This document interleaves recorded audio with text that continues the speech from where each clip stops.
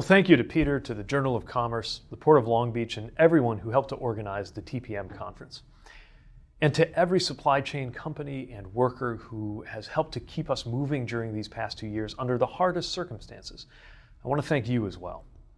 I've spoken to workers, executives, leaders across this industry, and I hear you when you say how challenging this pandemic has been. Yet you have literally helped to keep America afloat, moving more goods than ever in our history.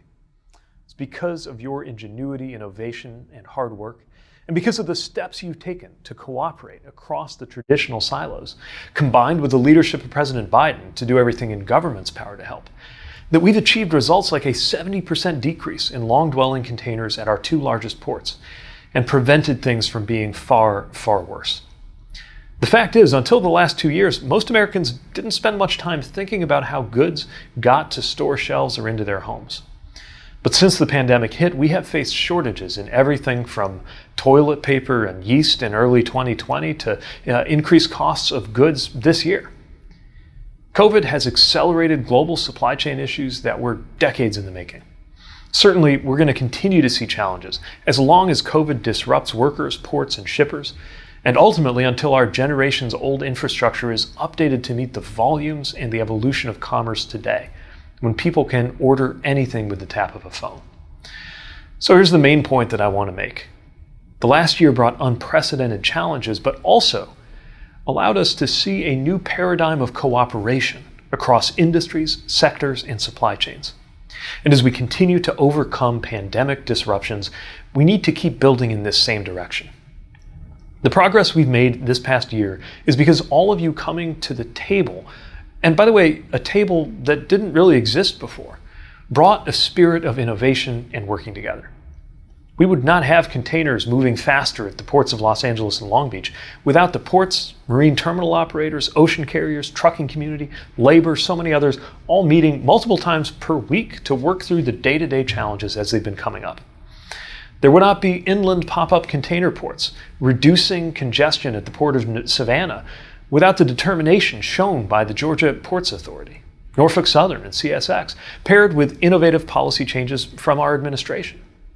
This kind of public-private cooperation and cooperation between sectors within the private sector can help support both the business interests of those in this room and the national economic interests of the United States, which depends on smooth supply chains to keep businesses strong and keep costs down for our citizens.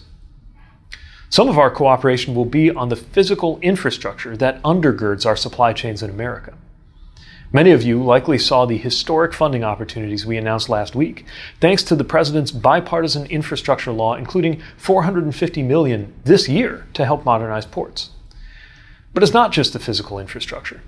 The bonds between our ships and rail and trucks that present an opportunity to work together. We also have to build on the social infrastructure. The connections between our shippers and rail companies and truckers and the public sector that has helped everyone at this conference get through this last year. That's why I think your conference's theme, Relationships Matter, is exactly right. Let's be realistic. It was the strains of the pandemic that pushed supply chain operators toward a new paradigm of cooperation, but it wasn't the only path that you could have taken. In the face of hardship and complexity, you could have chosen instead to retreat, to become more insular and siloed. I'm so glad that you didn't, because the truth is this pandemic won't be the last disruption that our goods movement and supply chains face. Indeed, we've already seen things like climate-based disruptions to freight routes from Texas to Colorado to Canada. And those events are only going to increase, so we need to be prepared. This administration is committed to working with you in the months and years ahead to build on the progress and culture of collaboration that we have established together. While supply chains are privately owned and operated, rightly so in America, President Biden has tasked this administration with finding all of the ways that public policy and public sector action can help to ease these disruptions. It's been one of our top priorities this past year, and I only want to increase our work together in the coming year. For example, government can support both collaboration and competition by supporting the development and transparency of industry-wide data. I also want to be clear that collaboration and competition are not mutually exclusive. I think of companies who have chosen close collaboration on safety and system issues, while directly competing on a daily basis to ensure economic fairness for the American consumer. Lastly, I want to share our focus on supporting President Biden's plan to make more things here in America.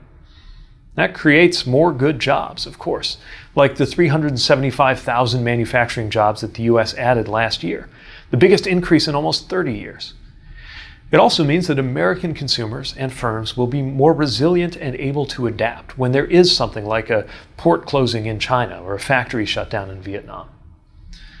This has been a very challenging year, but if we can take these challenges as the basis to drive a long-term transformation that makes our supply chains more resilient, we'll be doing right by our citizens and by your shareholders and workers. So please keep bringing your ideas and your commitments. Find my team at the conference if we're not already connected, and keep an eye out for new opportunities in the coming weeks. Thanks again for everything that you do, and I hope that you have a great convening.